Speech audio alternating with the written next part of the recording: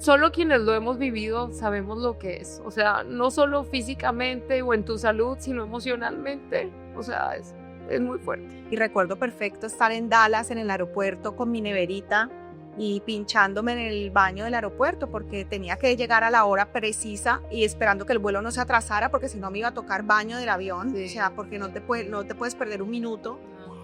Y a pesar de que hemos avanzado bastante, todavía no podemos dar esa garantía de bebé incluso en casos de muy buen pronóstico. Entonces las relaciones sexuales era una tarea y no era así como qué placer. Estoy con los pies para arriba. Eso también iba, mira.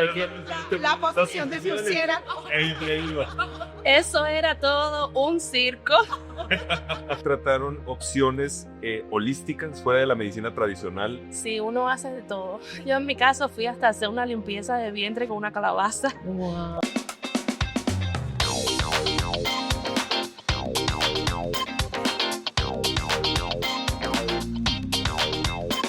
Hola a todos y bienvenidos a Preguntas sin Vergüenza, el programa donde hacemos las preguntas incómodas que tú tienes, pero no te atreves a preguntar.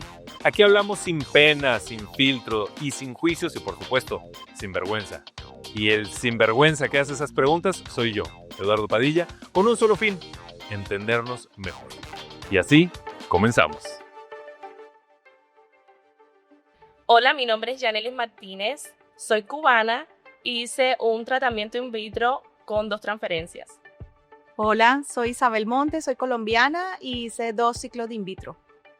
Hola, soy Karina Banda, soy mexicana, hice 2 estimulaciones ováricas y 2 transferencias. Hola, soy el doctor Luis Hoyos, soy colombiano, ginecólogo y subespecialista en endocrinología reproductiva e infertilidad.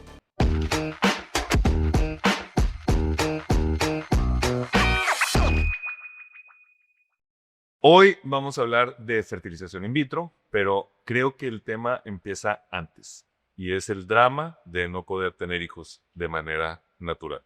Entonces, cuéntenme ustedes cómo es lo que pasa antes de llegar a la fertilización in vitro. Karin. Bueno, yo creo que a mí lo que me pasó fue desinformación y justamente por eso siempre trato de hablar de este tema, porque mi error fue quizá no hacerme un examen hormonal, el no tener esa información y no saber que no importa la edad, puede llegar un momento en el que tu reserva ovárica puede ir disminuyendo y con esto tu probabilidad de convertirte en madre. Y bueno, yo puse como prioridad mi carrera, entonces cuando según yo, ya estaba lista pues para ser mamá, la vida y Dios me dijeron, bueno, pues te va a tocar un poquito de trabajo. Y nada, cuando me di cuenta que mi reserva ovárica era muy baja, un doctor me dijo que aquí pues el plan o lo mejor era someterme a un tratamiento de fertilización in vitro y pues fue lo que hice. Isabel.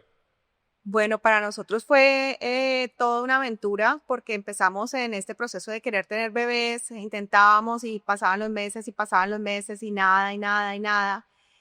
Hasta que decidimos ir a un médico y hacernos unos exámenes y la conclusión fue que no íbamos a poder tener bebés de manera natural, lo cual fue devastador porque pues nosotros teníamos mucha fe que iba a pasar y que era en el tiempo de nosotros, cuando nosotros estuviéramos listos, y cuando no sucedió así, la verdad que fue súper frustrante y muy triste.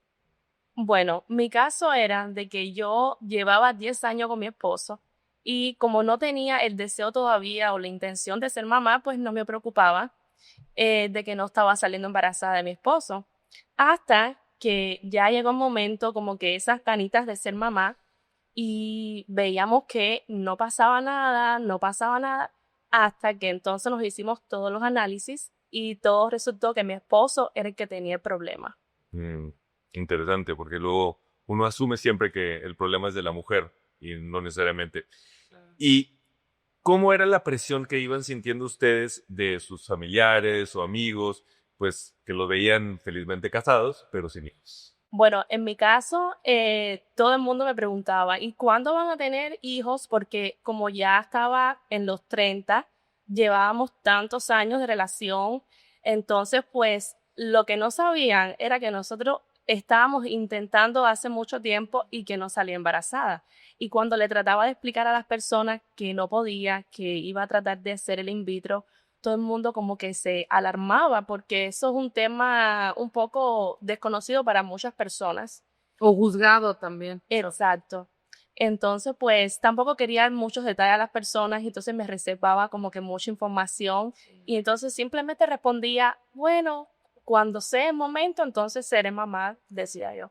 En mi caso, más que mi familia, pues yo creo que también por ser figura pública y mucha gente ha vivido mi relación, mi matrimonio, siempre me preguntaban cuándo van a tener un bebé, se te va a ir el tiempo, cuándo vas a ser mamá, apúrate, y cuando el niño, entonces sí es complicado porque justamente es eso, o sea, ellos no saben la batalla que uno lleva o lo que uno está tratando de hacer para lograr eso, entonces siento que también eso es doloroso porque de alguna manera todo el tiempo te están recordando que no has podido lograr lo que tanto anhelas, que es tener un bebé y convertirte en mamá, ¿no?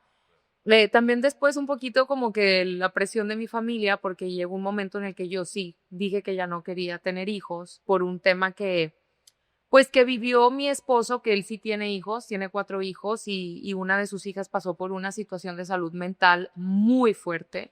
Y para mí fue como un shock ver a un papá preocupado por la vida de su hija sin poder hacer nada, ¿no? Porque pues tratar con una persona que está pasando por depresión, por esta nube negra, no es fácil. Y ahí yo dije, yo nunca quiero vivir eso, como, qué miedo como padre Da miedo. sentir eso. Claro. Me asusté y dije que ya no quería tener hijos hasta que mi mamá me decía, Cari, ten un bebé, ten un bebé. Y como que dije, ¿sabes qué? Siempre quise ser mamá, lo voy a intentar y luego, ahí está, contra la pared. Isabel. En mi caso, yo creo que ya mi familia se había resignado a que yo no iba a ser mamá. Yo me dediqué también muchísimo a mi carrera. Sí. Cuando tuvimos nuestro primer hijo, tenía 39 años. Yo creo que ya todo el mundo para ese entonces se había cansado de preguntar y ya habían dicho, no, esta nunca va a tener hijos. Yo nunca fui la súper mujer así maternal, me muero por tener hijos. Así que no, yo no tenía presión de nadie ni preguntas de nadie. Ya, quién sabe si de pronto hace, no sé, 10 años, una década atrás se habían dado por vencido.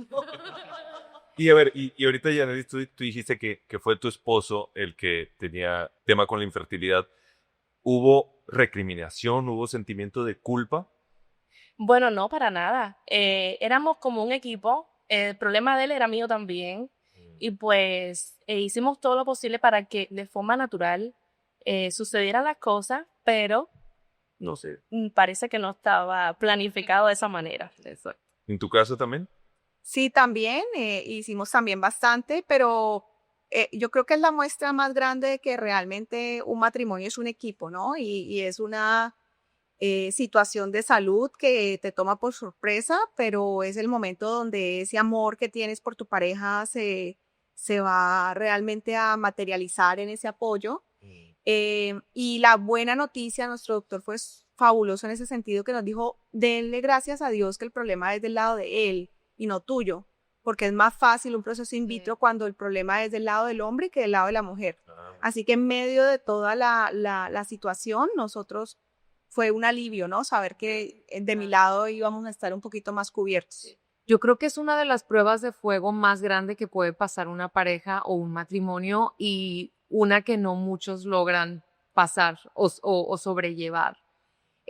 Yo también trato de decirle a las mujeres y también a las parejas que sí es bonito, obviamente, luchar, intentar lograr ese sueño, pero también darte cuenta que yo pienso que para todo existe un límite y ya cuando estás, pienso yo, poniendo en riesgo tu relación, tu salud, llega un momento en el que tú dices, ¿a costa de qué? Lograr este sueño. Habrán mujeres que digan, yo haría lo que fuera 1 y 1000 veces por ser mamá. Y lo cierto es que también es un momento en el que tú realmente te das cuenta con quién estás, porque ahí es donde tú ves lo que está dispuesto a hacer la otra persona por este sueño en conjunto, como lo dicen, como equipo. Pero la verdad es que no todo el mundo está preparado porque sí es como una situación y un proceso muy fuerte para los dos. Ok. Y ahora, en ese proceso que están tratando de concebir de manera natural, como decimos en México, había que hacer la talacha que es así como la tarea de que entonces las relaciones sexuales eran una tarea y no era así como qué placer. No, y con los pies para arriba. Eso también iba, mira. La posición de murciélago. Ahí iba.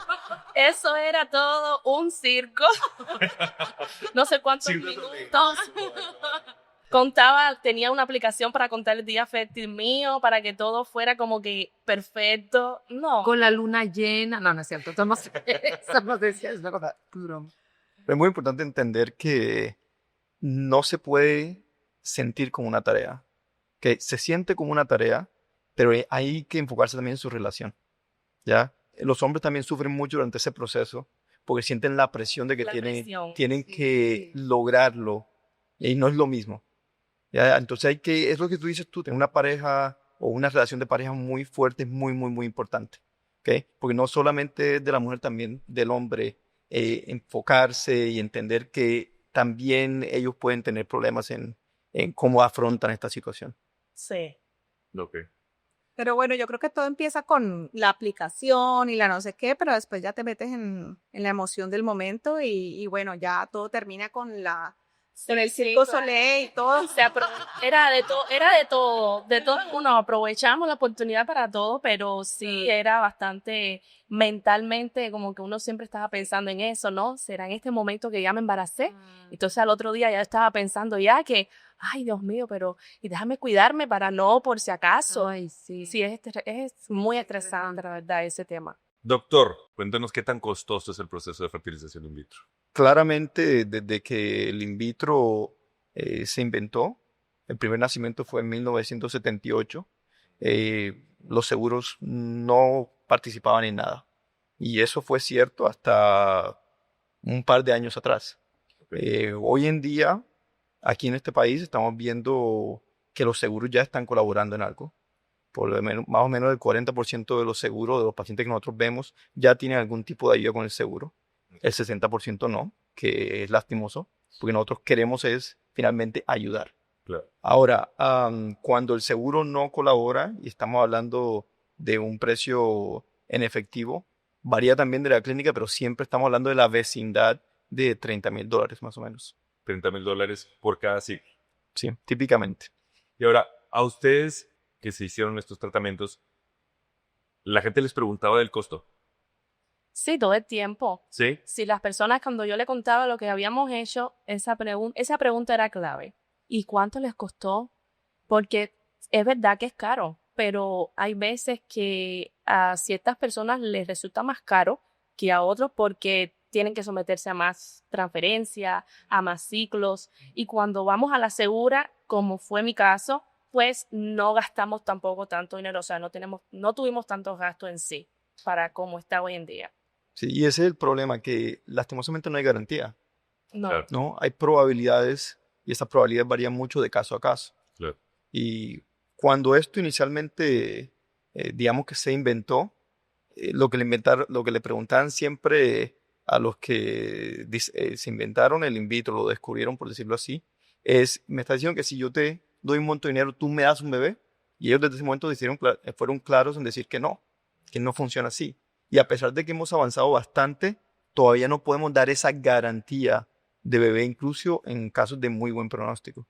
Sí, pero en mi caso hubo una compañía, bueno, no sé si lo puedo decir, no voy a decir nombre ni nada, pero sí me decían, si el bebé nace con vida, o sea, se efectúa el bebé, pues ya está bien, felicidades. Pero si no puedes salir embarazada, te devolvemos una parte del dinero. Ay, Eso fue una de las compañías que Y eso está bueno. financiaron Ujú. y eso me ayudaba mucho.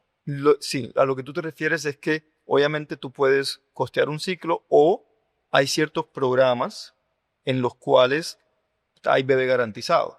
Obviamente esos programas típicamente miran ciertos parámetros en la pareja, no pueden aceptar a todo el mundo. Y el Si tú- crédito claro. también. Claro, si tú tienes 47 años, una mujer, y dice yo quiero la garantía de bebé, no te lo podemos dar, ¿cierto? A menos que estés utilizando óvulos donados, ¿cierto? Y también en esos casos hay que ver cómo está la esperma, cómo está el útero y ver si te aceptan en ese programa.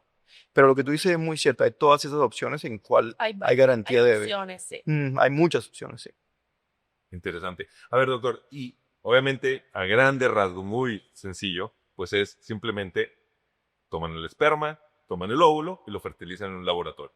Básicamente, eso es in vitro, Sí, ¿verdad? Pero sí. ¿qué otras condiciones, qué tiene que suceder? Brevemente, no cátedra, por favor. Ujú. Mira, esto está dividido en dos partes típicamente. La primera parte es lo que se conoce como el ciclo de fertilización in vitro, que también lo podemos llamar el procedimiento que te conlleva a la creación de los embriones. Y la parte número dos, que es la transferencia de esos embriones. ¿Cómo creas tú los embriones? Pues tienes que estimular los ovarios, que eso te da la opción de tener muchos óvulos. Tienes que sacarlos mediante un procedimiento que se llama la aspiración de los óvulos. Cuando los tienes por fuera, los puedes fertilizar de dos maneras distintas, dependiendo si hay factor masculino o no. Ver cuáles de esos óvulos se fertilizan, ver cuáles de esos óvulos fertilizados te dan embriones, ver si esos embriones son buenos, y cuando tengas esos embriones buenos, los pones en el útero mediante una transferencia de embriones para ver si hay un embarazo. Perfecto. Y entonces, en ese proceso de crear estos óvulos es donde la mujer se tiene que estar tomando las hormonas y las inyecciones. Bueno, Sí. Estamos estimulando el desarrollo de los óvulos, pero no estamos creando los óvulos. claro, y porque Entonces, eso sí leí que la mujer ya nace con la cantidad predeterminada, ¿verdad? De óvulos que va a tener. La gasolina. sí. Exacto. A diferencia del hombre, el hombre empieza a producir espermatozoides cuando llega a la pubertad. Y así sucede hasta el final de sus días. Sí. La mujer nace con un número predeterminado de óvulos e incluso antes de la pubertad ya los va perdiendo. Cuando llega a la pubertad, entonces empieza a usarlos más y más. Cuando se acaban, llega la menopausia. ¿Cómo los pierdes si todavía no llega a la pubertad? Es la menstruación cuando lo pierde, ¿no? No necesariamente, no. La menstruación no. Lo que pasa es que al principio de cada ciclo menstrual hay un grupo de folículos, y los folículos son las unidades que tienen los óvulos, que empiezan, por decirlo así, a competir entre ellos. Y típicamente entre ese grupo hay un ganador. Ese es el óvulo que se ovula. Y por eso típicamente los seres humanos estamos diseñados para tener un bebé por embarazo, porque hay un solo óvulo que se ovula, ¿cierto? Pero los perdedores se pierden. ¿Ya? Entonces la mujer va perdiendo un número de óvulos mayor a 1 por mes hasta que eventualmente pues llega la menopausia. Bueno, pero ahora cuénteme de esa parte no muy agradable de hormonas y de inyecciones. Sabes que yo al principio como que subestimé un poco el proceso. Yo decía, ay, qué exageradas todas las que dicen que las hormonas y que subieron de peso. A mí me hicieron primero una estimulación ovárica en enero del año pasado, del 2024, y la verdad ahí no me pegó tanto. Lo hice en enero y esperé casi un año para volver a hacer otra estimulación, porque también Carlos, mi esposo, estaba recibiendo un medicamento, porque pues ahora sí que somos los dos, ¿no? Entonces te dan cierto medicamento a la mujer y también en la mayoría de los casos, me imagino, doctor, al hombre. Como que nos preparan a los dos, ¿no? Ok. Entonces, ya cuando me tocó volver a hacer todas las inyecciones y todo el ciclo para estimular mis ovarios, ahí sí me pegó horrible. O sea, sí fue una cosa, subí un montón de peso, me sentía bien rara, explotaba por todo, y ahí fue también cuando me empecé a asustar un poquito, porque también en el trabajo, o sea, yo que siempre he sido, pues trato de ser lo más profesional, lo más relajada, me ponía un poco grosera, y ahí fue cuando dije, es como si alguien está en mi cuerpo, o sea, no era yo, la verdad sí es algo muy fuerte. La verdad, yo no recuerdo haberme cambiado mi humor. No sé si mi esposo tendrá que decir algo al respecto. Pero yo no sentí mucho eso. Estás asintiendo la cabeza como que sí, ¿eh? Yo no sentí mucho eso. Yo lo que sí sentía era como que ese estrés de los pinchazos cada cierto tiempo, de no fallar para que todo saliera bien. También el costo de los medicamentos. Eso también chocaba un poco. Sí, porque es que una cosa es el costo del proceso y otra los medicamentos. Y los medicamentos pueden ser alrededor de $10,000 más o menos. O por lo menos en mi tiempo. Sí.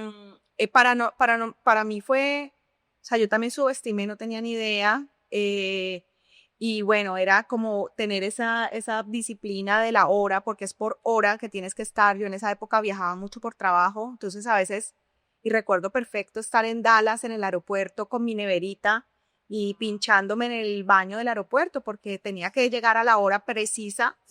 y esperando que el vuelo no se atrasara porque si no me iba a tocar baño del avión, Sí, o sea, porque sí. no te puedes perder un minuto. No. Pero más allá de eso, también los exámenes de sangre cada 2 días, También. el ultrasonido cada, no sé, 3, 4 días, o sea, es tan invasivo Sí. que o el mal genio te lo da las hormonas o el mal genio te lo da todo el maltrato Es que, verdad. que vives. Y porque todo es muy difícil. la presión, ¿verdad? También, porque es verdad, yo lo hice en México, entonces yo me traía el medicamento de México, entonces para mí cada vez que me iba a poner una inyección era, no puedo desperdiciarlo, no se me puede caer, no se me puede quebrar, porque ya no tengo medicamento y si hago algo mal, ya lo voy a echar a perder. Entonces siempre era un drama cuando me tocaba inyectarme, una locura. Yo me despertaba a las 5 de la mañana para que mi esposo me inyectara, Ah. porque yo no me podía inyectar sola. No, a mí me inyectaban mis compañeras del trabajo, acabábamos el show y en el camerino, Adamari todas nerviosas, mi Belis, que no podía, que tenía aire en la boca. No, traíamos un relajo con las inyecciones, pero bueno, es parte de ahí. También eso es lo parte. bonito, ¿no? También tú me pediste que te inyectara. No, ¿verdad? Fíjate. Te salvaste. Soy muy dramática. Oh, no, cero ganas. Yo sé que es un rango, doctor, pero dime brevemente, ¿cuál es la edad ideal para embarazarse? O sea, ¿cuál es la edad donde la mujer tiene la mejor calidad de óvulos y el hombre la mejor calidad de esperma? Si me estás preguntando en cuanto a calidad de los óvulos, antes de los 35 años. Pero por eso es que tenemos la opción de preservación de la fertilidad mediante congelación de óvulos, Claro. que obviamente no era una opción hace 12 años, pero ahora lo es, ¿Y para el hombre? La calidad de esperma, ¿a qué edad? antes de los 45 años. Antes de los 40. Después de los 45, 50 años, una edad paterna avanzada se ve asociada con un aumento de los riesgos de tener hijos con autismo, esquizofrenia, mutaciones genéticas espontáneas que incluso pueden llevar a condroplasia y otras cosas. Interesante. Y, doctor, ¿qué tanto es ciencia y qué tanto es suerte tener éxito? Es una combinación de ambos. Y aunque nos suena poco científico, sí hay un componente de suerte a mi parecer también. Porque tú no sabes cuándo te va a venir ese óvulo que te va a dar ese muy buen embrión, que te va a dar ese embarazo, que te va a dar ese bebé. Sí. Ya, a veces tú tienes chicas que te dan 30 óvulos y de ahí no sale ningún embrión que tú puedas utilizar. Sí. A veces tienes una mujer que te da un óvulo, que te da un embrión, que te da un embarazo, que te da el bebé. Yo voy a hablar de la otra cosa que esa parte de lo médico y de la ciencia, para mí es la voluntad de Dios. Y a lo También. mejor habrá quienes digan o piensen lo contrario. A mí llegaron a escribirme o a juzgarme por buscar reproducción asistida para embarazarme. Pero yo al final del día digo, si Dios así lo tiene en sus planes de que yo sea mamá, va a pasar. O no, así venga un doctor y me haga una transferencia y me lo ponga en el útero, si no es el plan de Dios, no se va a dar, o sea, ¿sabes? Sí, por totalmente. más que yo haga cosas, que el doctor haga cosas, yo lo veo de esa manera. Sí, O sea, que no debería ser tabú. La ayuda está ahí. Eso ya está inventado. ¿Por qué no aprovechar correcto. aprovechar de eso? Tú sabes que yo tenía ese pensamiento en mi cabeza todo el tiempo, porque yo sabía que tenía la probabilidad de un sí y la probabilidad de un no. Yo en mi mente estaba con esas dos. ¿Para qué? Para que si fuera no, a lo mejor no sentirme tan mal, poquito. Pero sí sé de que si estaba para mí, pues yo lo iba a lograr. 100%. Y doctor, si tú tienes una pareja y tienen posibilidades, pero pues empiezan a bajar, ¿en qué momento tú les recomiendas que sigan tratando y en qué momento tú les recomiendas que dejen de tratar? Yo creo que es una decisión que se toma en equipo y el equipo es la pareja o la mujer y uno como médico. Ya uno puede decir, mira, yo creo que de esta manera las probabilidades ya no son tan altas, deberíamos considerar otras opciones. Ahora, ¿están ustedes listos para eso? Y por otras opciones, típicamente me refiero cuando tenemos una mujer, digamos, en sus 43, 44, 45 años, con una reserva ovárica disminuida, que simplemente no estamos haciendo buenos embriones. En ese punto hablamos de donación de óvulos. ¿Listo? ¿Estamos ya listos para eso? No. ¿Quieres seguir intentando? Yo no lo recomiendo, pero yo no me puedo poner en la mitad. Pero finalmente la decisión es de ella como paciente. Claro. Y hace unos momentos hablabas de la aspiración, de esa extracción de los óvulos. Decías que puede ser 30 óvulos de la mujer y que ninguno termina en un embrión. Yo lo que quería saber es si esa mujer, digamos, 1 o 2 días antes de esa aspiración, tiene relaciones sexuales, ¿puede quedar embarazada? Sí, sí. ¿Pasa? Ya no casi. Porque nosotros somos bastante claros, no pueden tener relaciones sexuales durante Dicen que no. esa época. Sí, porque obviamente uno va y uno aspira a los óvulos, pero puede que uno de esos óvulos se escapen. Y de manera que existe la posibilidad de un embarazo, y estamos hablando de un embarazo múltiple de alto grado, que es un embarazo muy riesgoso. Claro, Entonces, sí, no deberían tener relaciones sexuales durante esa época. interesante. Pero yo creo que a uno ni le dan ganas. O la verdad, o sea, terminas caminando como un pingüino porque tienes todos esos óvulos allí. Y entonces yo recuerdo que ni podía caminar bien. Inflamadas, Inflamada, horrible. Yo me acuerdo que me mandaron una foto de un pimentón, ¿saben? De un bell pepper lleno de huevitos, así tal cual. O sea, que no sé, la que le den ganas, muy valiente. Y queremos mantenerlo de esa manera. Una vez que tenían los embriones, pues también, el doctor, tú mencionabas que hay unos con defectos, entonces esos simplemente no se implanta, ¿verdad? Sí. Lo que pasa es que ya cuando estamos hablando de efectos, significa que le hicimos testeo genético a esos embriones, que no es absolutamente necesario, lo recomendamos en ciertos casos, pero digamos que lo hicimos. Si entonces tenemos un grado de anormalidad desde el que es completamente normal al que a nuestro parecer es completamente anormal y los resultados intermedios. Los que son completamente anormales, nosotros no los transferimos. ¿Por qué? No es que siempre te vayan a dar, digamos, malformaciones o defectos que son compatibles con la vida, sino que la mayoría de las veces son embriones que no se van a implantar o si se implantan van a tener una pérdida del embarazo. Ah, ok. ¿Y a ustedes les pasó eso de tener embriones, digamos, Sí. defectuosos? Sí, bueno, yo tenía 4 embriones. De esos 4, yo sí le pedí a mi doctora que le hiciera la prueba genética, a pesar de que ella no me lo recomendó porque yo nada más tenía 32 años. Y yo sí quería ir a la segura. Entonces, pues, uno de esos 4 tenía problemas en un cromosoma. Y eso específicamente lo que dice el doctor, ella me explicó, ese embrión no iba a llegar a ser un bebé, iba a terminar siendo una pérdida. Y pues, no se descarta, sí. ¿Sí? Y esta es una de las cosas claves a entender en todo este cuento de la reproducción. Si es que hay una asociación muy importante entre la infertilidad y la edad de la mujer y está típicamente asociado con la tasa de anormalidades genéticas en los óvulos que eventualmente se ven reflejadas en los embriones. Entonces, no es que una mujer joven no pueda tener embriones con anormalidades cromosómicas, sino que las tiene a menor grado que una mujer de mayor edad. Ya.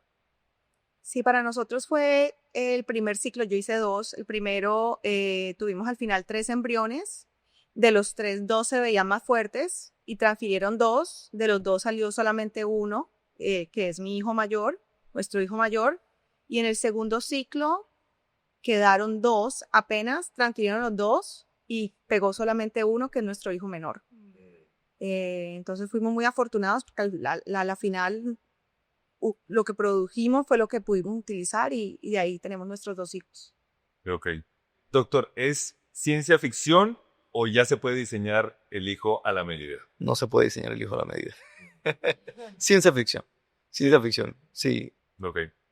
Ahora, en este proceso, a ustedes se sentían, obviamente hablaban de disconfort, ¿verdad? Pero ustedes también se sentían vulnerables con su cuerpo. Yo sí me sentía tacita de cristal, o sea, que no me pasara nada, que especialmente después de la transferencia. Sí, es verdad. Yo recuerdo que para nuestro primer bebé me quedé 15 días en la casa haciendo rompecabezas y parándome con mucho cuidado porque uno siente que ha sido tanto la inversión emocional, psicológica, física, monetaria, que es como que no vayas a hacer absolutamente nada. Para que no se salga. Sí, exacto. No se vaya a salir. Y no se va a salir, pero esos 10 días son durísimos. Sí. Esa espera, esa incertidumbre, también para nosotros. Créeme que no hay, todavía hoy en día se me acelera el corazón cuando estoy esperando una prueba de embarazo de una de mis pacientes. Sí, bastante emocionante. Sí, es duro. Yo me imagino que ustedes lo celebran junto con los pacientes. Oh, Y es algo muy emocional. por supuesto, lo celebramos y también lo sufrimos. Sí, también. Sí. Y en esos momentos de sufrimiento, ¿cuál, digamos, fue la peor frase de consuelo que les dijeron? Nosotros lo mantuvimos muy privado, o sea, entre mi esposo y yo, porque la verdad es que no queríamos generar expectativas. Nosotros no le habíamos dicho a la familia lo que estaba necesariamente sucediendo.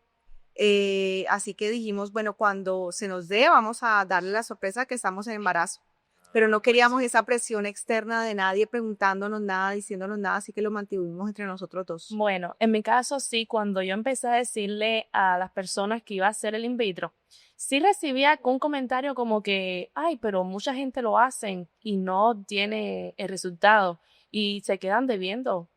Y entonces eso como que yo lo escuchaba, pero trataba de bloquearlo, de decir, ese no va a ser mi caso, cada mujer tiene su experiencia y pues sí, de cierta manera uno lo escucha y uno se le queda en la mente, pero siempre va a haber comentarios. A mí me choca y me chocaba que me digan, no hombre, pero estás bien joven, no te preocupes. Y yo, que no tiene nada que ver, o sea, y siento que también ese es un error que a veces cometemos de, ay, oye, y tú sí, ¿no has pensado en tener hijos? Ay, sí, no sé, es que mi carrera, sí, igual ¿cuántos años tienes? 35, no hombre, estás bien joven, tienes como hasta los 40, después de los 40. ¿Por qué la gente piensa eso, doctor? Yo creo que a nosotros nos han enseñado desde jóvenes a cómo no quedar en embarazo, pero nunca nos han enseñado a cómo quedar en embarazo. Y estamos mal acostumbrados a ver cómo eran nuestros padres, nuestros abuelos, que probablemente tuvieron hijos sin ningún tipo de dificultad, pero empezando a quedar a los 20, 21, 22 años en nuestras culturas. Y que eran otros tiempos, doctor, en el que ahora todo, o sea, los índices de infertilidad, ¿no? Pero ¿por qué? ¿Pero por qué? Porque estamos retrasando nuestra edad reproductiva. Claro. Sí. Ese es un problema. Si te pones a pensar también, cuando se inventó el in vitro, se inventó para mujeres con unas trompas que estaban dañadas, pero eran mujeres jóvenes. Hoy, 2025, la gran mayoría de los casos de in vitro es por el declive reproductivo asociado con la edad. Claro. Mira, lo que decías tú, Cari, cifras del Wall Street Journal, 1 de cada 6 parejas tiene dificultades para tener hijos de manera natural. 1 de cada 6. Y después habla de que la gente que se somete a in vitro, en promedio se requieren más de 2 ciclos para que una pareja logre tener un bebé, si es que lo logran, ya que la tasa general de fracasos es del 76%. O sea, muy pesimista. Sí. Si la gente les decía que eso de in vitro se está jugando a ser Dios. Sí, ¿Sí? sí, eso es muy común. ¿Y cómo contestabas? ¿Qué le decías? No, yo creo que Dios o sea, está la ciencia, está Dios, pero todo va jugando de la mano. Entonces, pues, no, realmente Dios decidía si me embarazaba a través de ese tratamiento o no. Lo que decía. Yo también pienso lo mismo y digo, bueno, para eso Dios le dio el talento a doctores como él, le dio el talento a científicos, a embriólogos, a todos los que forman parte primordial de este proceso y bueno, hay que aprovecharlo, ¿no? Al final del día, como digo, si es la voluntad de Dios va a ser, si no, no. Claro. Nosotros estuvimos en todo este proceso siguiendo diferentes metodologías, entre ellas una metodología para tratar de caer en embarazo que está respaldado por la religión católica. Eso no funcionó y entonces cuando empezamos a leer más sobre nuestra opción que era in vitro, pues la religión católica lo tiene prohibido. Y está determinado como un super mega pecado de aquellos que te mandan directo al infierno. Y entonces como que nosotros Vemos. Ah, no es cierto. no, pues sí, ahí nos vemos porque ya 2 niños, ya ahí nos vemos. No, te pero- puedes confesar, confiésate. Ay, Porque mi cuenta era... Qué alabado. Pero nosotros tuvimos la buena suerte que el sacerdote de la parroquia en la que estábamos en esa época era un sacerdote progresista. Nosotros le comentamos lo que estábamos pasando, creo que fue la única persona que dejamos entrar en esa intimidad que les comentaba, y él fue súper amoroso. Él dijo lo mismo más o menos que tú dices, si Dios ha dejado que la tecnología y la ciencia avance de esta manera, es porque hace parte de su plan divino. Así que tranquilo, de hecho, cuando supimos que estábamos en embarazo, fue a él la primera persona a la que le dijimos, Qué porque fue alguien que nos acompañó muchísimo. Muy bonito eso. Ojalá más sacerdotes Sí, tu fueron experiencia así de verdad. Pero igual, o sea, recuerdo también en mi baby shower, cuando íbamos a tener a nuestro bebé, que la esposa de un amigo, muy, muy religiosa, muy conservadora, durante las conversaciones del baby shower, pues salió a la luz que el bebé era un bebé in vitro.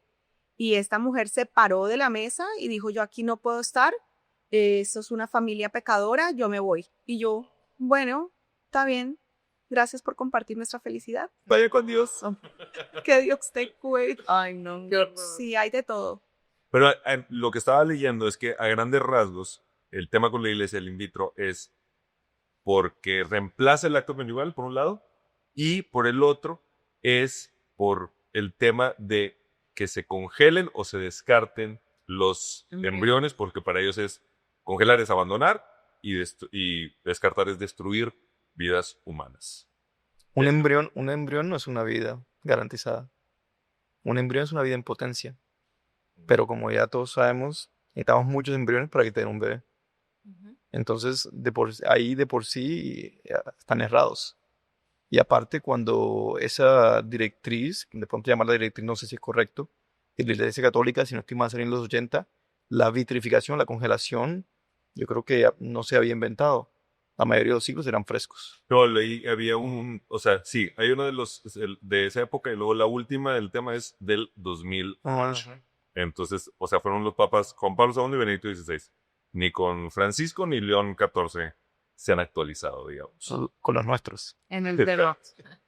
¿Y ustedes trataron opciones holísticas fuera de la medicina tradicional, como por ejemplo la acupuntura de fertilidad o algo así? Ay, sí, todo, chamanes, brujas, hechiceros, circo soleil, o sea, de todo, porque lo que quieres es descartar, sabes que es un proceso tan complejo que lo que quieres es tratar de eliminar todas las otras opciones. Entonces, sí, definitivamente, o sea, que te dice que te comas esto, que hagas aquello, o sea, Sí. hace uno de todo. Sí, uno hace de todo. Yo en mi caso fui hasta hacer una limpieza de vientre con una calabaza, porque ustedes saben que nosotros los cubanos tenemos como que ese tipo de religión. Bueno, yo fui a hacer todo lo posible de salir embarazada naturalmente, pero bueno, no se dio ni con la calabaza, porque no sé si pasaron años después que yo tuve que hacer el tratamiento in vitro, o sea. Wow. Yo hice acupuntura también, sí, justo antes de mis transferencias fui a hacer acupuntura, fui con la Virgen desatadora de nudos en Monterrey, de verdad que era un lugar súper bonito porque ves todos los listones con nudos, un listón blanco con una petición y bueno, obvio uno ahí lo escribe pues con mucha fe de que suceda, ¿no? Entonces, sí, haces de todo, te comes las papitas de McDonald's saliendo de la transferencia, alguien me dijo pon un vaso de agua abajo de la cama, quédate en calcetines, y no te levantes de la cama solo para hacer pipí, o sea. Piña. Comí piña. Ay, yo también comí piña. Claro, la piña. Claro. Qué bueno, de verdad eso. Era el signo de la fertilidad. Sí, Las piñas. sí. De verdad. Sí. Yo hacía mucho smoothie de piña. Sí. No, yo me comía la piña y el centro, que decía el centro. centro, y la granada también. Uno hace de todo. Para mí fue súper lindo en el proceso, que de nuevo lo mantuvimos muy íntimo, pero encontré un grupo de soporte en Facebook, y entonces en este grupo como que te contactas con gente que está en la misma semana, en el mismo proceso. Yo tenía mi in vitro sister, una muchacha por allá en Oklahoma, y entonces nos mandábamos regalitos. Entonces ella me mandó unas medias especiales de buena suerte para la transferencia. Yo le mandé las de ellas, tarjetas. Eso fue súper bonito ver cómo, sí, que no estás solo, que hay muchas personas, muchas parejas que viven estos procesos, y que hay una comunidad dispuesta a apoyarte. Sí. Interesante. Ahora, ¿alguna de ustedes tres les tocó entonces descartar embriones? Bueno, sí, el que estaba malo en este caso, sí, lo descartamos y se nos quedó 3. ¿Y ese descarte es destrucción o es donarlo a la ciencia? Porque también existe esa opción. Uno tiene que firmar documentos y uno es el que decide qué hacer con esos embriones. En mi caso, era simplemente destruirlo porque, bueno, realmente no me acuerdo bien, porque ese embrión todavía está guardado. ellos todavía no lo desechan, yo creo que hasta el último momento que ya uno dice, ya terminé. Sí. Tienen que firmar los papeles, nosotros no podemos descartar nada sin autorización. Pero los embriones defectuosos también sirven para donarlo para la ciencia o son... Podría donarlo para la Sí. ciencia. Okay. Las opciones típicamente son o lo descartas, o lo donas para la ciencia, o se lo donas a alguien, o se queda guardado para siempre. Pero ¿y alguien para qué lo va a utilizar? Porque Digamos. Para transferírselo. No, pero también luego leí que hay parejas que no se sienten cómodas con la destrucción de sus embriones y que los congelan y no planean utilizarlos. Sí. Hay otros también que se les hace una transferencia, un compassionate transfer. Que no se hacen el tratamiento hormonal. Se lo ponen en un momento del siglo cuando no va a implantar, simplemente para que se sientan. idea, Eso cuidado. Eso también leí. Entonces así como que, bueno, si pegó, pues es de Dios, pero probablemente no va a pegar. Es correcto. Wow, qué interesante, no sabía decir. Sí, mira, yo tampoco. Bueno, ándale, te queda un... El último que me queda. Doctor, ¿qué pasa con las parejas que no pueden pagar el procedimiento? Bueno, aquí en este país, si estamos hablando de una pareja que no tiene seguro, ¿cierto? Entonces el seguro no ayuda y digamos que no puede tener una opción de financiación tampoco. A veces hay clínicas grandes que también tienen estudios clínicos y estos estudios clínicos pueden, puede básicamente pagar los ciclos de in vitro para la pareja. ¿Ya? Si ninguna de esas es una opción, lastimosamente hay que buscar otras opciones por fuera de la reproducción asistida. Bueno, en mi caso yo tenía un seguro que me cubría la consulta, pero no me cubría el tratamiento en sí ni los medicamentos. Entonces tuve que recurrir a financiación, utilicé tarjetas de crédito, no sé cuántas cosas hice para poder hacer mi tratamiento. Pero me ayudó muchísimo ese seguro solamente para que me cubriera las consultas porque hay que ir bastantes veces. Uh-huh. Hablabas tú, doctor, de un poco eso de que la gente se debe de relajar y de que no estar estresados. Yo quiero hablar un poco del tema del poder de la mente. O sea, porque hay muchos casos de gente que no, pues batalló mucho y entonces logra con in vitro y listo. Y después se embarazan, dejaron de tratar y se embarazaron. Y, ¿sabes? Pues sí, es el poder de la mente. ¿Qué has visto tú? Yo lo he visto todo. Obviamente he visto a la pareja que está a punto de empezar in vitro, estamos esperando la menstruación y la menstruación nunca llega porque se embarazaron.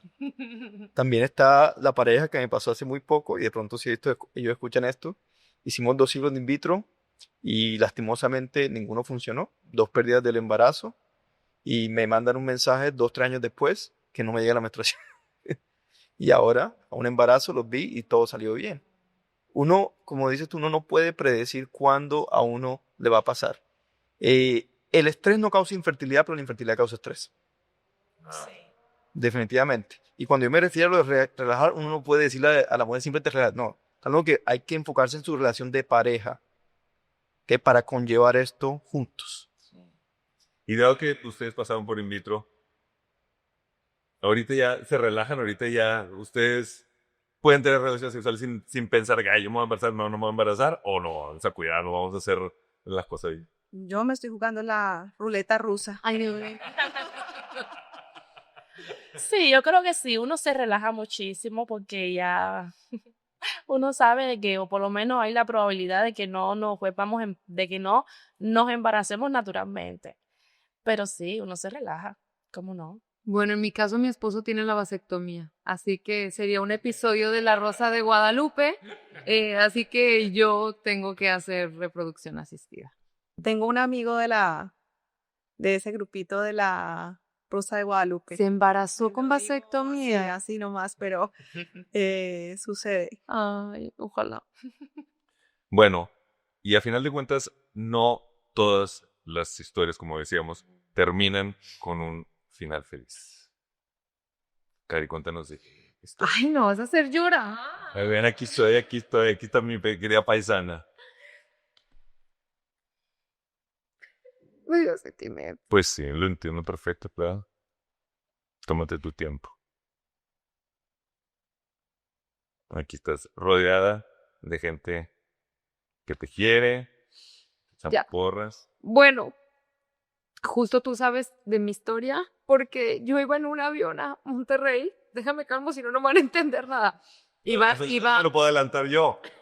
pues, Coincidimos, Cari y yo nos conocemos desde muchos años, trabajamos juntos en México y trabajamos juntos acá en Univisión y coincidimos en un avión los dos a Monterrey y no nada más coincidimos en el avión, coincidimos con los asientos, o sea, literalmente nos tomamos íbamos uno al lado de juntos, sí. Y bueno, ya le conté que iba emocionada porque iba a hacer mi tratamiento para embarazarme. Y sí fue un shock muy grande para mí porque siento que también fue un error que cometí en dar por hecho que iba a pasar, ¿no? Como que yo sabía que la situación también aquí, aparte de mi baja reserva ovárica, era que Carlos tenía la vasectomía. Entonces yo decía, bueno, si todo está bien conmigo, ¿por qué no va a pasar? Claro. Entonces, yo estaba segurísima que la primera transferencia iba a quedar embarazada. Nosotros nada más tuvimos 2 embriones. El primero, el examen genético salió bien, pero el segundo no teníamos un resultado, salió inconcluso, no había suficiente muestra de ADN para saber la condición del embrión. Entonces, hicimos la primera transferencia y sí me embaracé, pero el embarazo no progresó. O sea, también como que fue un shock porque el doctor no me va a dejar mentir, es como una montaña rusa, de repente tienes buenas noticias. La primera extracción que me hice de óvulos fueron 9, la segunda fueron 3. Entonces es como el miedo de cómo pasé de 9 a 3, tengo 36 años, como que...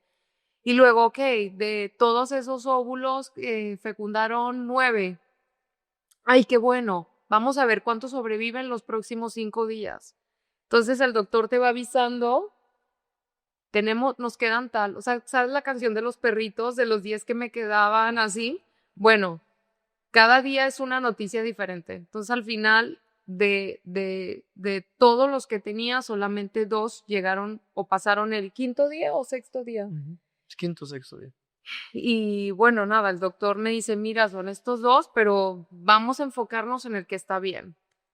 Entonces, me prepararon, viajé a México, me hicieron la transferencia y tienes que esperar 15 días, 14 días para hacerte una prueba de embarazo. Fui, me hice un examen de sangre, tenía también mis pruebas caseras, porque yo quería como la emoción de ver primero la prueba casera con Carlos, lo grabé, tengo el video. Y luego iba a abrir como el email del lugar donde me hice la prueba de sangre para corroborar el resultado, ¿no? Entonces yo veo la prueba casera y veo que es positiva, voy a mi celular y veo un correo electrónico felicitándome que estaba embarazada y me emocioné. Dije, wow, sí. Y una parte de mí era como que me emocioné, pero dentro de mí yo ya sabía que iba a estar embarazada. Ay, obvio, pues si yo estoy bien, claro, sí. Y en eso le mando los resultados a mi doctora a México y me dice, a ver, Cari, pues sí estás embarazada, pero el valor no me gusta. Y yo, ¿cómo que el valor? ¿De qué estás hablando? Sí, es que tu hormona HCG está en 55 y para este día debería estar arriba de 500. Es la hormona que indica el embarazo correcto. Y me dice, necesito que te repitas la prueba en 48 o 72 horas. 2 días. 2 días. Bueno, esos 2 días yo estaba horrible. Los 2 días más largos de toda mi vida. Fui a la iglesia a rezarle al Santísimo. Carlos y yo estábamos pues los dos. O sea, yo sí me sentí embarazada, te lo prometo. Cuando me embaracé, yo decía, estoy embarazada. O sea, fue una cosa rarísima que sentí y yo tenía la esperanza de que pasara, porque doctor, sí puede pasar que incrementa. Sí, a veces empieza con un nivel bajo y aumenta mientras progrese bien, está bien. Porque también creo que leí que a veces el embrión implantaba después y toda esta cuestión, ¿no? Bueno, historia larga, corta, fui a hacerme otro examen de sangre y salió negativo. Y pues ahora solo quedaba el embrión que no estaba, el inconcluso. Y una embrióloga me dice, Cari, pues dale una oportunidad al embrión que tienes. Uno nunca sabe, a lo mejor sí es. Y si no es, tu cuerpo lo va a desechar, justo lo que decía el doctor. Y bueno, me dicen, ¿sabes qué? Sí, como ya quedaste embarazada, si lo vuelves a intentar ahora, la probabilidad de que se dé el embarazo y de que se implante el embrión es más grande porque tu cuerpo ya sabe lo que es estar embarazada, como que fui, lo hice otra vez y esta vez fue diferente. Yo nunca me sentí, así como me sentí embarazada la primera vez, yo no me sentí embarazada y bueno, fui, hice el examen y salió negativo y pues ya, no tengo embriones, no tengo óvulos, entonces es volver a hacer todo otra vez. Volver a empezar. ¿Y crees volver a empezar? La verdad, ya no quiero, Mm. es muy fuerte y también, con todo y que cuento con el apoyo de Carlos, no sé, también pienso que, pues que ya lo intenté, ¿no? Y también si Dios así lo hubiera querido, hubiera sucedido. Estoy pensando en otras opciones también, pero la verdad que es muy difícil. O sea, yo dije que me iba a tomar una pausa antes de volver a intentarlo, me puse las pilas, cuidé más mi salud, que eso también es importante para todas las mujeres, como que ponernos también de prioridad. Bajé de peso, hice como otras cosas para volver a sentirme yo. Y sí pensé como que cuando esté lista lo vuelvo a hacer. Pero honestamente, ahorita ya es como que me acuerdo de todo lo que viví y no sé si estoy lista para volver a hacerlo. Claro, sí, nos describías un tremendo sufrimiento, esa No, especie de... es que solo quienes lo hemos vivido sabemos lo que es. O sea, no solo físicamente o en tu salud, sino emocionalmente. O sea, es muy fuerte. Claro, sin duda. Pero qué linda eres, yo te quiero mucho y yo te felicito y te admiro muchísimo porque estás aquí y estás compartiéndonos tu historia que estoy seguro que le va a servir a mucha gente. Porque habrá muchas mujeres que pensaban como tú y entonces ahora pueden decir, ¿sabes qué? No, yo tengo que adelantar esto, no me voy a esperar. Sí, esa sería y te lo prometo que esa es también la razón principal por la que me gusta hablar de esto, porque si a mí me hubieran dicho a mis 28 años, hazte un examen hormonal y congela tus óvulos, pues quizá no estaría viviendo esta situación ahora, ¿no? Entonces, también es importante eso, el no malinformar, porque a veces el hecho de que nos digan, no, hombre, estás joven, no pasa nada, pues no, todos los cuerpos son diferentes. A mis 35 años, mi hormona antimuleriana es de 0,25, ya tengo 37 años, no quiero ni saber en cuánto está ahora. En promedio, ¿cuánto debe ser la hormona antimuleriana para una mujer? Lo que pasa es que hay mucha variación, pero una reserva ovárica disminuida es una antimoleriana inferior a 1. Entonces, Entonces, obviamente, a menor reserva ovárica tengas tú, pues menos óvulos puedes sacar. Y una de las razones por las cuales estos tratamientos funcionan es porque en vez de trabajar con un solo óvulo, pues intentas trabajar con una gran cantidad. exacto. ¿Ya? Entonces, nada, háganse un examen hormonal. Ahí está el consejo. Sí. Yo quiero que tú nos cuentes lo que sientes cuando tienes un paciente, pues un paciente como Kai, por ejemplo. Cuéntanos qué implica para ti como doctor eso. Es una carga emocional muy, muy grande, porque obviamente nosotros pues nos comprometemos con nuestros pacientes y así como se ha comparado nuestra profesión con la de los oncólogos, en el que nosotros sentimos la pérdida muy fuertemente. Obviamente ayudamos a mucha gente, pero por alguna razón uno se acuerda más de la gente que no ayudó que de la gente que sí ayudó. Como te das cuenta, tú es un sacrificio. Sí. Claro. Por eso para nosotros, como médicos, no hay nada peor que cuando las parejas hacen ese sacrificio que nosotros sabemos que es muy grande y luego no hay nada para mostrar. O sea, no funciona. Para nosotros es muy doloroso. Wow, Así que para nosotros es muy fuerte todo este proceso también. qué fuerte. Quiero que cerremos con un consejo. Quiero que ustedes les cuenten, les den un consejo a las personas que nos ven, o si no tienen un consejo, pueden contar también del aprendizaje, de lo que les gustaría haber sabido, que ahora saben. Bueno, sí. En mi caso, como mi esposo era el que tenía el problema, pues aprendimos de que no solamente el problema es de las mujeres, sino también de los hombres. Y las cosas a tiempo pueden ayudar para en el futuro no crear ciertos problemas como la infertilidad en hombres. Entonces, pues también mi caso fue todo lo contrario a Cari. Fue totalmente exitoso las dos transferencias que yo hice, pero yo pienso que no te debes rendir tampoco. O sea, no creo que rendirse sea una opción, pero sí saber cuándo es ya, no lo intento más. Yo creo que también esa es otra cosa que me gustaría aconsejarle a las parejas también en general y también a las mujeres porque, como lo dije, sí es bonito tener ese sueño y ese anhelo, pero también cuando pasa un límite, yo creo que todo en exceso es malo. Claro. Y pues muchas veces uno también tiene que reconocer cuando a lo mejor ya hizo. Lo que pasa es que también, como te digo, cuando ya hiciste suficiente, ¿no? O sea, sí, solo pienso yo, cada uno sabrá, a lo mejor alguien me dice, ay, no, 2 no es nada, vuélvelo a hacer. Y por otro lado está otra chica que lo hizo 5 veces y le costó la vida. O sea, no sé, o sea, es algo bien complicado, la verdad. Persona. Pero yo pienso que también eso, cuando tú sientas que ya está afectando tu salud, tu relación, tu vida, a ti como mujer, yo creo que ahí es cuando tú te das cuenta de, ok, yo creo que ya es momento de parar, ¿no? Eso pienso yo. Y también, como lo digo, sí, es lograr el anhelo y el sueño de ser padres, pero a costa de qué, de tu matrimonio, de tu estabilidad emocional, de tu salud, no sé, es complicado. Totalmente. Mi consejo es no confiarse que uno va a poder tener bebés fácilmente. Especialmente por lo que decía el doctor, ¿no?